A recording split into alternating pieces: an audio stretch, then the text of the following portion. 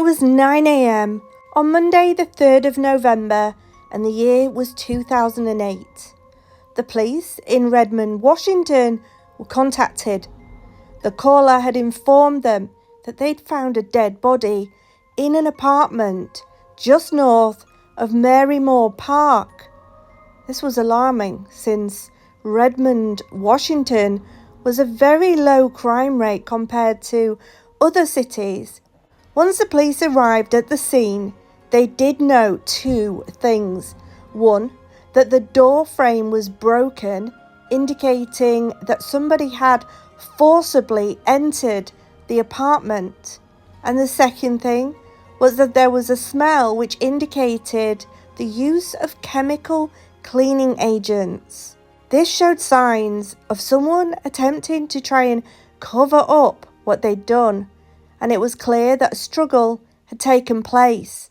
After searching the apartment, the police officer found the body of 24-year-old Arpana, a software engineer in India. Arpana grew up in Hyderabad, India, and she was the oldest of two daughters. Her early interests were art and writing, gymnastics, and she showed remarkable aptitude for technology, becoming a tech prodigy in her teen years, and her talents gained recognition when she participated in an IEEE hardware design contest as a teenager. While she didn't win, her skills did earn the recognition as a top 20 performer and the only participant from Asia to receive an award. Now, in 2008, she was featured in an article titled Young Inventors in the New Indian Express, expressing her passion for computer innovation.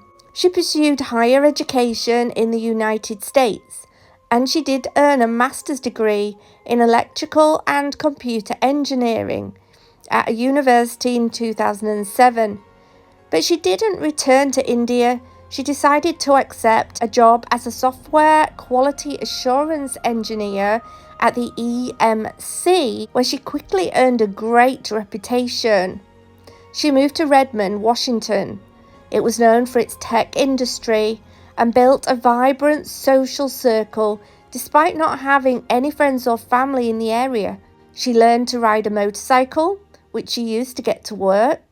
She joined a motorcycle group called the PNW Riders and volunteered at the Redmond Fire Department and animal shelters.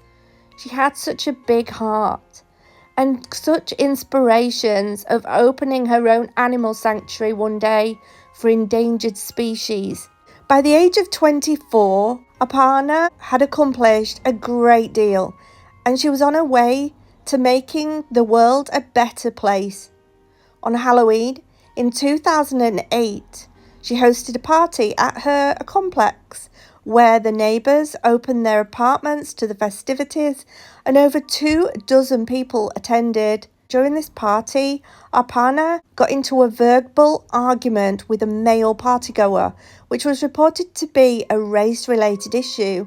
Now, despite this incident, the party continued, and due to the nature of this party taking place in multiple apartments in the same complex, there were a lot of moving parts. There were a lot of people going back and forth. There was a lot of noise, and eventually the party ended up in an apartment on the first floor. Now, around 3 a.m., this was November the 1st, the party began to wind down, and Arpana headed to her apartment on the top floor to go to bed. But in the following hours, neighbours heard the sounds of what sounded like consensual relations coming from her apartment. And at around 8 a.m, one neighbour heard a strange growling sound, followed by a thud and the sound of running water in her apartment. Investigators later suspected that this was the time when Arpana's life came to a tragic end. Now, the autopsy did reveal that Arpana had been strangled. She'd been asphyxiated, and on November the 1st, sometime between 3 and 8 a.m, it occurred. Now, in addition to being strangled to death with a bootlace, She'd also suffered a handful of blunt force blows to the head, the breaking of several teeth, being gagged by her own underwear, and then being forcibly raped for an unknown, extended length of time. Now, initially, there was very little the police had to work on. Every lead came to a dead end. There wasn't a clear motive as to why someone would want to murder her in the first place. For the next 2 years, the investigation would continue without any progress until it was announced that a suspect had been arrested. And on October 2010, charges were filed against Emmanuel, also known as Anthony P. Parker. Now, he had already got a criminal record, serving sentences for at least 6 crimes, which included, substances and GUNs and other offences relating to encounters with women. But he'd also been arrested and charged with raping a minor and ended up pleading guilty to avoid a longer prison sentence.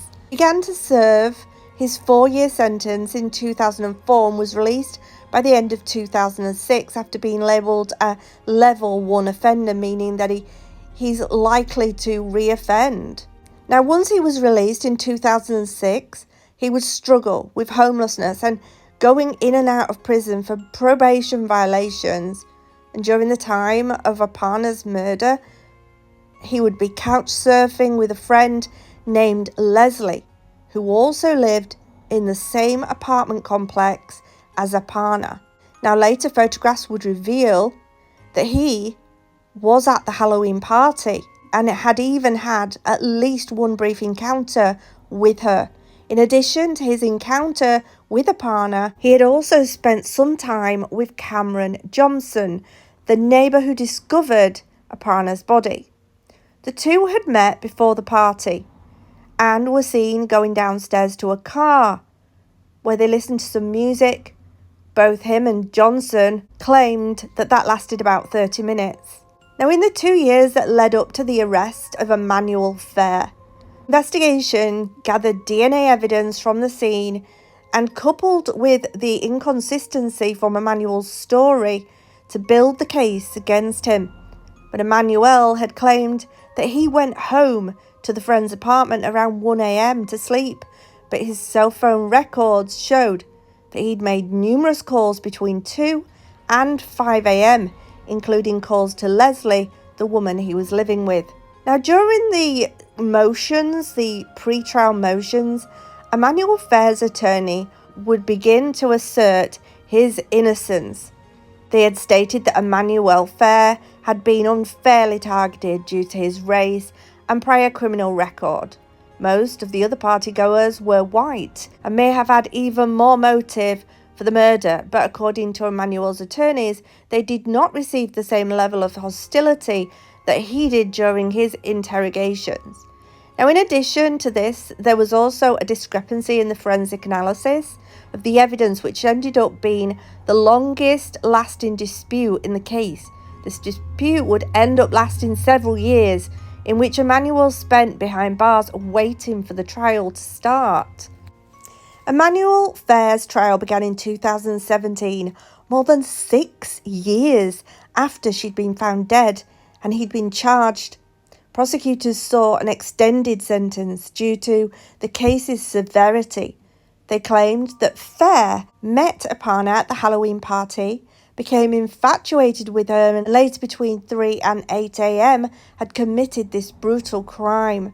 Prosecutors would use his criminal past as evidence, the fact that he had lied about his whereabouts during the time of the murder, and DNA analysis, which put him at the scene. Now, Cameron Johnson. During 2017 and 2018, there was another legal battle taking place. The state was trying to build a case that Emmanuel Fair had a potential accomplice in the crime. But Emmanuel's attorney argued that it was constitutional to charge both Fair and the uncharged accomplice for the same crime. They also pointed to DNA evidence that implicated others, including a neighbour called Cameron Johnson. Cameron Johnson was a key figure in the case. He had a close relationship with Arpana and admitted to being attracted to her. He made 2 calls to her phone at 2:56 a.m. and 3:02 a.m. that morning, which he lied about to police. And a witness also mentioned seeing someone who resembled Cameron Johnson near Arpana's apartment at 3 a.m. Johnson's behaviour also raised suspicions. He claimed to have woke up at around 10 a.m. that morning after the party, but his online activity revealed that he printed maps for local pawn shops and even attempted to cross the Canadian border. Since Arpana's cell phone and digital camera were missing, this led investigators to believe that if Johnson was the killer, he had admitted to pawning the items. While failing to cross the border, he showed up at a party later that day with a limp, indicating that he'd been in some kind of physical fight that night. Other witnesses who knew Cameron Johnson claimed he'd made vague statements about going to Arpana's apartment in his sleep and seemed unsure if he'd killed her. Now, since Cameron Johnson had quit taking his psychiatric medication shortly prior to the party, it was troubling to hear about, and Cameron Johnson couldn't recall any key details about the murder, time frame, and had his DNA linked to evidence found at the scene, so prosecutors could not rule him out as a suspect. Now, Emmanuel's second trial in 2019 was just like the first.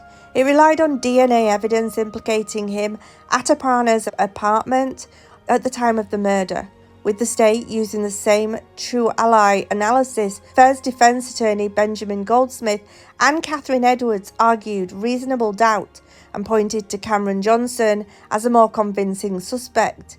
They believed the incriminating physical evidence, prior relationship, and strange behaviour made him more likely to be the one who committed the crime. Cameron Johnson testified, but was limited in what questions he could be asked due to self-incrimination privilege, which ended up influencing the jury. They had no knowledge of Emmanuel's prior mistrial and the testimony of Johnson, but to create doubt.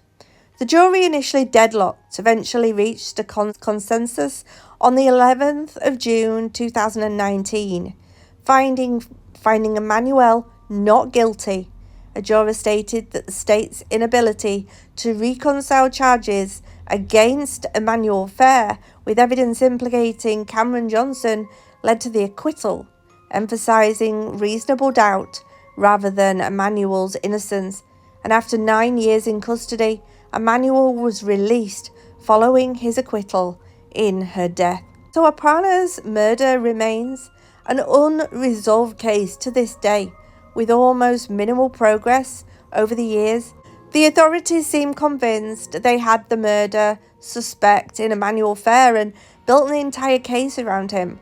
Once more, evidence showed that Cameron Johnson may have been the perpetrator, but it was a decision to have him as accomplice in the murder, which gave Emmanuel's defense the ability to argue reasonable doubt. This ultimately led to Emmanuel's acquittal in 2019. More than a decade had passed since Arpana's mysterious death, and no one has been held accountable for it. She was just 24 years of age when she lost her life on November the 1st, 2008. Arpana had already experienced a life full and had a potential to continue making positive contributions to the world. One can only imagine what she might have achieved by now if she'd still been alive. Her life was cut short on the morning after her Halloween party, and justice has not yet been served.